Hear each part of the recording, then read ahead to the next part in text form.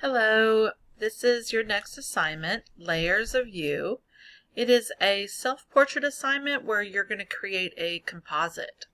A composite is when you're bringing over different objects from different images to reflect an idea into one new image. And I'll show you some examples coming up. First, I wanted to introduce you to Jerry Uelsmann, the master of this process. And he's actually not a computer artist. He is a film photographer, and he uses a darkroom in order to achieve this kind of image. But this is basically, this style of work is, the reason Photoshop became a software, because it was very difficult to do this, taking portions of different images to create a new image in the darkroom. Jerry had masters it, but for everyone else, we wanted to do this style, but didn't want to go through all the hassle. So there were software developers who created the program.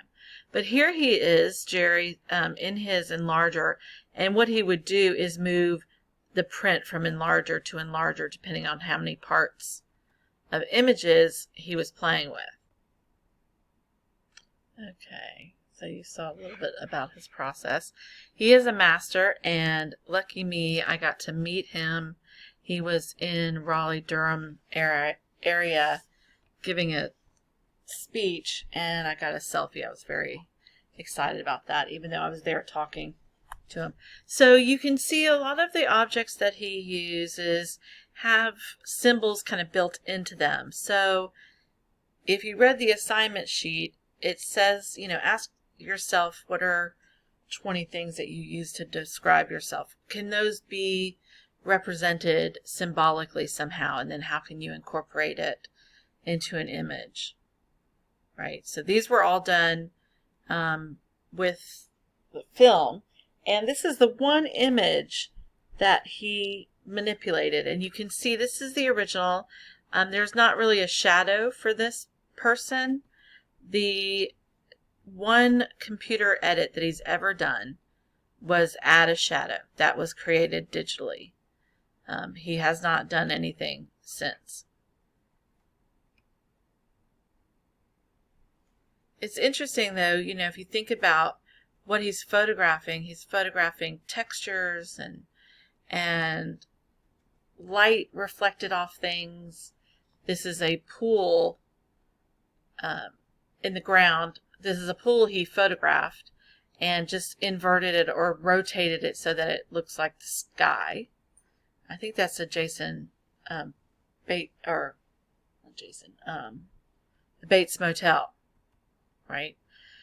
So Maggie Taylor is the master's ex. This is Jerry Uelsmann's ex-wife, and she, they kind of inspire each other. Their processes are very similar, but Maggie only uses a computer.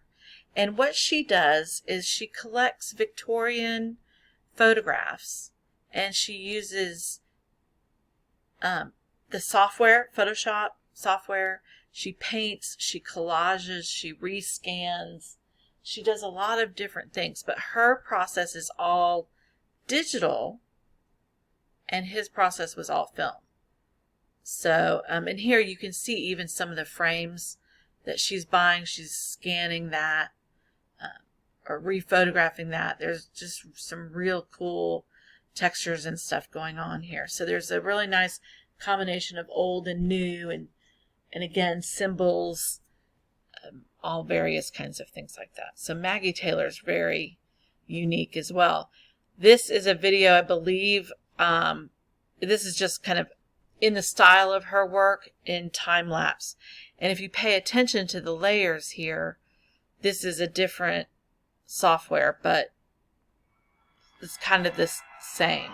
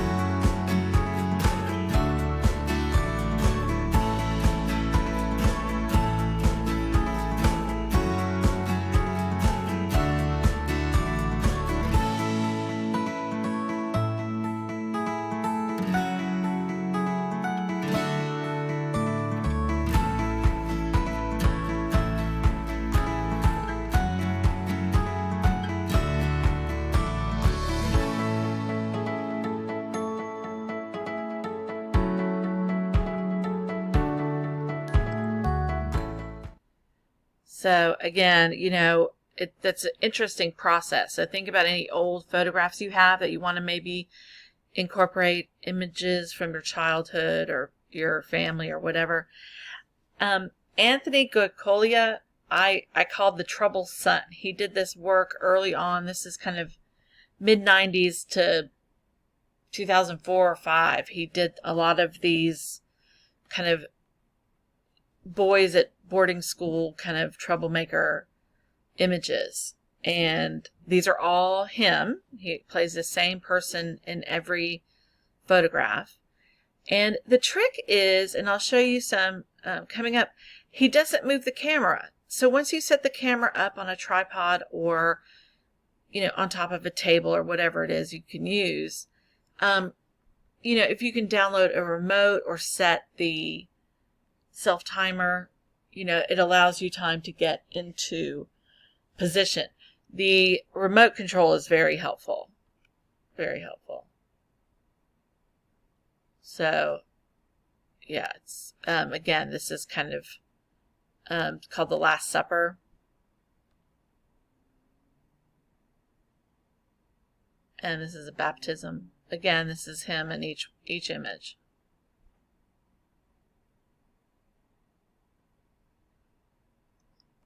He's an amazing chameleon. And even, between shots, changes his clothes and sometimes doesn't. You can see this is the same as this. And he's back there as well. Almost that same image. Right? So, and here he's just talking about his process a little bit.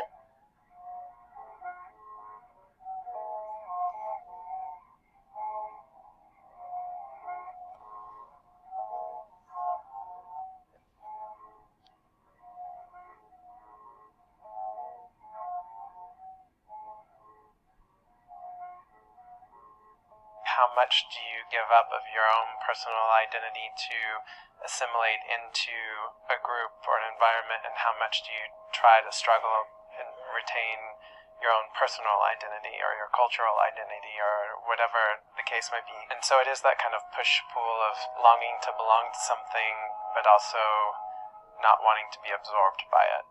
I've always been sort of interested in how people perform when they're in large groups versus on their own, and how people are swayed by what happens around them. And just even in nature, like how animals will flock together and their behavior in a group versus as a solitary creature out in the woods is really interested to me, a sort of pack mentality.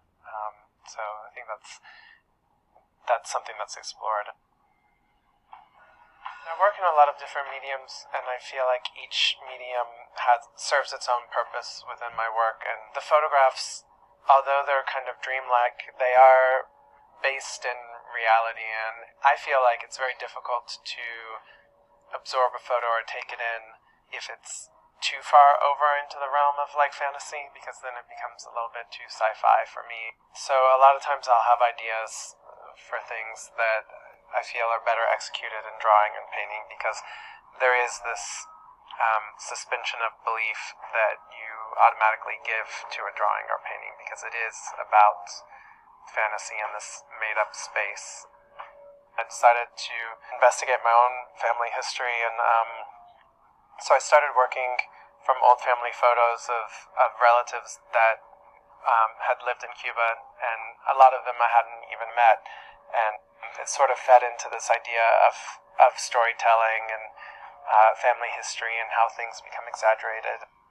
I've always been attracted to things that have this dichotomy in a way, like things that are beautiful but grotesque, or things that, attract and repulse. When I hear people refer to things as post-apocalyptic, it sounds a little bit dreary or hopeless, and even in images where there's a lot of chaos and destruction, to me they seem very energized and kind of beautiful because of the chaos, and I don't think of them as being the end of anything.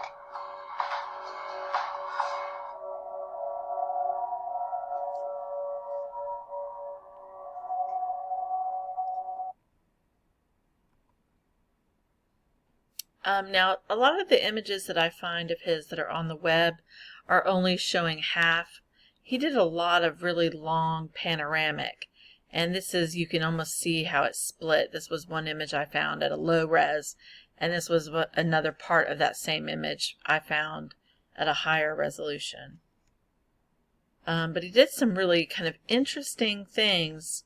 And again, so he didn't move the camera, and he took the picture, 12 times, and then in each different image he just selected part of him and brought it over.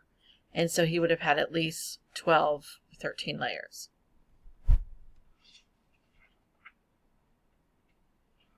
And even just how the expression on the face and where he's looking and all of that. So this is kind of a similar simulation. Here's the camera, right? Imagine the view is coming out from the lens. The rule of law is if you can see the center of the camera can see you. Okay, so you don't move the camera, you just keep changing your position, your clothes, whatever, and you take however many images and you build that up. There's some videos. Oh, I don't know if I have a video of him, but this is an interesting artist I found just online, and there is a link to some of his stuff. Some of it's a little over the top, but some of it I think is really quite good, and you might get some inspiration. This is a picture of him now, and then the picture that's inside is him as a young man, young boy. Tommy Ingberg, you can click this link and see some of his work. It's a little bit on the darker side, but interesting. And these are just various images that I found online. So you could very easily take a picture of yourself in a swing, but then remove, the actual swing set. Turn an image of a road upside down, image of clouds upside down, and then, plug it all together. You just have to be creative with what you're trying to show and think about the background. Now, this one was something about Photoshop and COVID is what she said this is about. This is the same child kind of climbing all over her within this photograph.